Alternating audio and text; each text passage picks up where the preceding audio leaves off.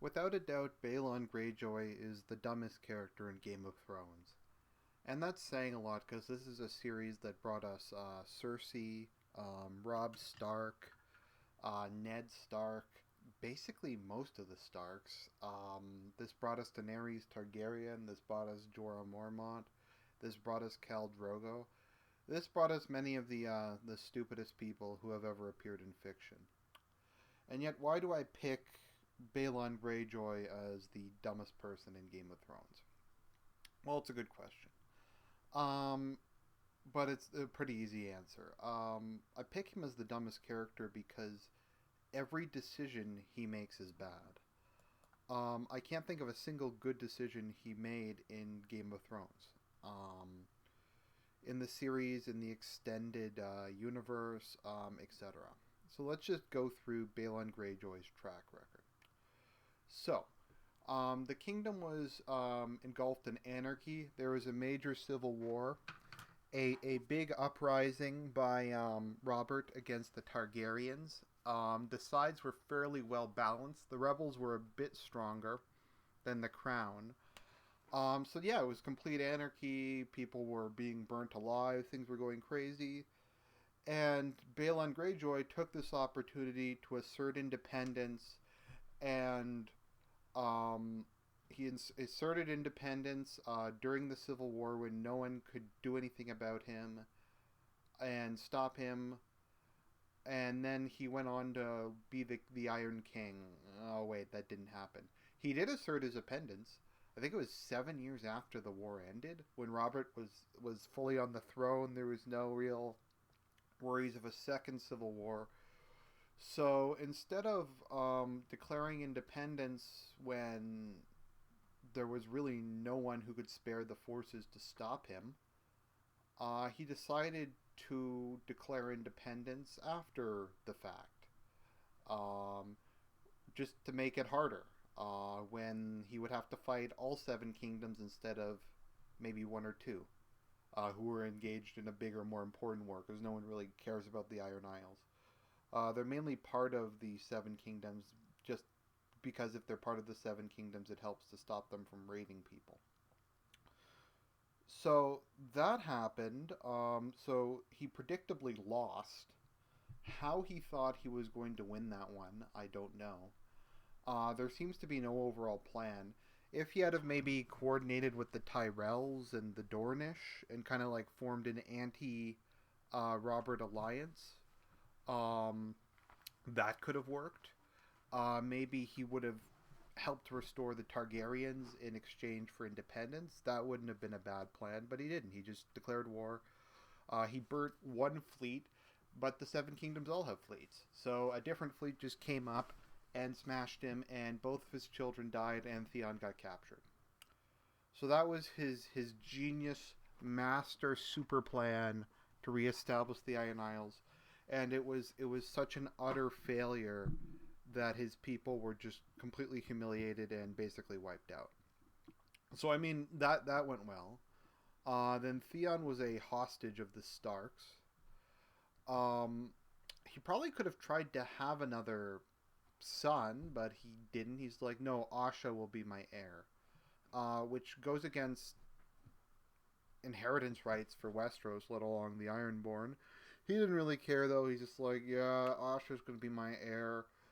Nothing could possibly go wrong with this, except everything that predictably did happen, where one of his brothers inherited, because according to Agnic primogeniture, only males can inherit. Whether or not a woman or a brother inherits first is a open question in medieval law. Sometimes a woman would inherit first. Sometimes a brother would inherit first.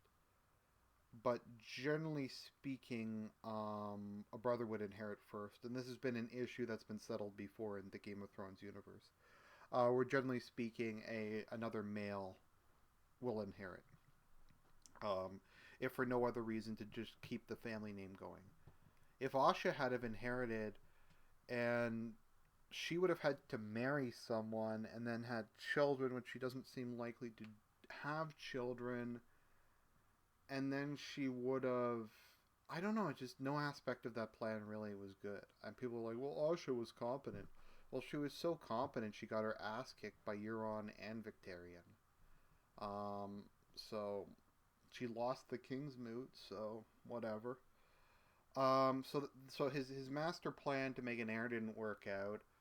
It didn't really make much sense. He didn't really seem to make many efforts to get Theon back. He didn't really seem to care when he got Theon back. So he was kind of like showed mild concern over Theon's probable death, but at the same time, he didn't do anything before then because he was mad that the Starks were holding Theon. Okay, so that all happened, and then uh, Balon came up with his next genius plan. He said, "Okay, here's what we're gonna do.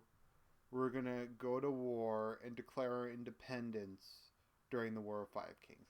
Now, on the surface, this is pretty logical. I mean, this is what he should have done the last time. He should have waited till everyone else was fighting each other, declared his independence, because the Iron Islands, it's hard to resubjugate them, especially if the kingdoms aren't united, because they have a very large, skilled fleet that can destroy most things that try to take the islands. None of the main factions during the War of Five Kings have the navy to spare to go put down an uprising on the Iron Isles when there's no real benefit to doing so other than prestige. The fleet could be used to ravage one of their more direct enemies because Balon wasn't attempting to become king of the Iron Throne. He just wanted to become king of the Iron Isles. So that happened, and then Balon's like, okay, guys, I got this plan. I got this genius plan. Okay, you know how our words are we don't sow? We need to go take some land to sow in. Okay, are we going to get some allies for this? No, because we do not sow. So wait a minute. Your whole war is about getting farmland, but you refuse to take allies because your people are opposed to farmland. Yes, we want some land so we don't have to pay the iron price anymore, but we have to pay the iron price for it. Okay, so what? So where are you gonna invade? Like the Reach, maybe the Shield Islands, the Westerlands, maybe like raid Lannisport, raid some of the wealthiest parts, the Seven Kingdoms. Maybe even go down to Dorne, steal some spices or something. Hell, you could even go to some shitty part of Essos and start like a colony there. That could work out. No, we're gonna attack the north. Okay, why? Because it has a big undefended coastline. Yeah, but it also has a big undefended interior and no rivers. It's not like there's the Trident or some other river that you can sail the Iron Fleet up. You literally have to fight an overland war with a navy, which doesn't work. Um, the Ironborn aren't trained for winter fighting. They don't have their logistical system is probably pretty good, but it's entirely based on ship delivery. The North has crappy roads. The North doesn't have much in the way of food. The locals probably have food, but for an invading army, it's not like invading the Reach or the Westerlands or the Riverlands where there is food you can forage. There's very little to forage in the North, particularly for an army. The North Act also had substantial reserves left over who didn't march south with Robb Stark. So you're going to invade an extremely hostile climate right before winter is about to start, mind you, and occupy massive swaths of territory with a very small army that's much smaller than the opponent's army. Because keep in mind they have to occupy all these castles and stuff, and they're extremely far apart, and most of them are not on the coast. Taking the neck was a good idea, but there's still plenty of native troops in the north, as was shown. The follies of the whole thing is the Ironborn just don't have very many soldiers. They have very ferocious soldiers. They have a big mobility advantage, but their actual army is quite tiny. Um, so it logistically made no sense. It tactically was impossible. It was impossible to win. Because I don't really get what the war goals were. The war goals didn't make any sense.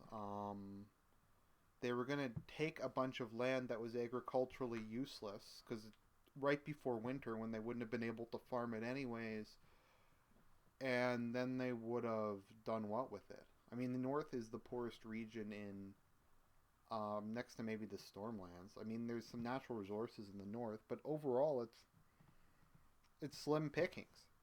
If you want land to settle, the north isn't a place to go. They can't literally give the land away. People left the gift because it sucked so much, and the new gift. No one wants to live there. If they can't give the fucking land away, why are you bothering to take it? So they took a vast swath of the north, and they got absolutely nothing for it because there was nothing to loot. There was no real natural resources to mine. It was just a disaster.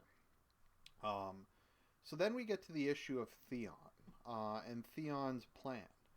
Now, Theon actually is a much better strategic thinker than Balon Greyjoy. A lot of people criticize him for his whole plan to attack Winterfell and take it and rule it as the Prince of Winterfell.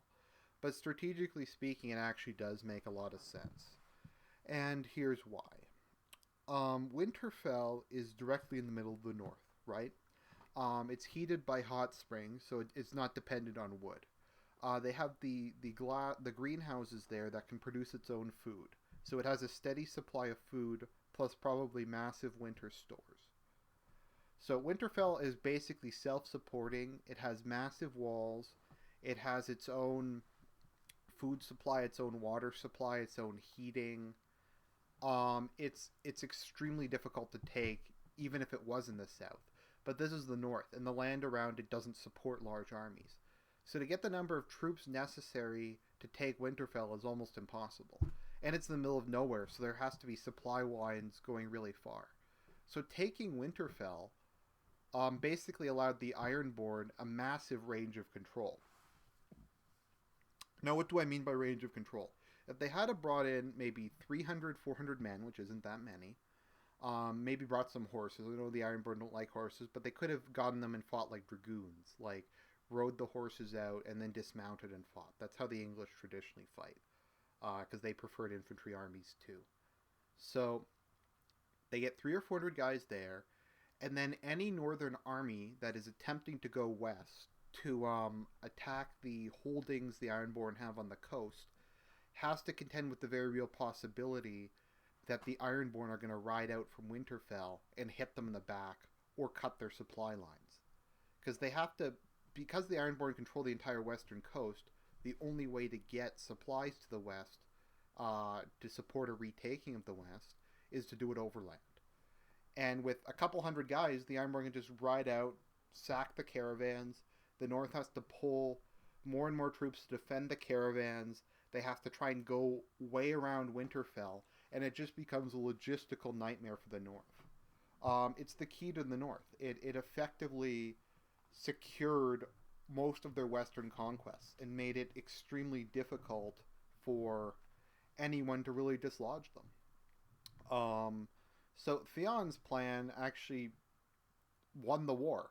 Not just beating the Starks, but he strategically secured everything Balon wanted.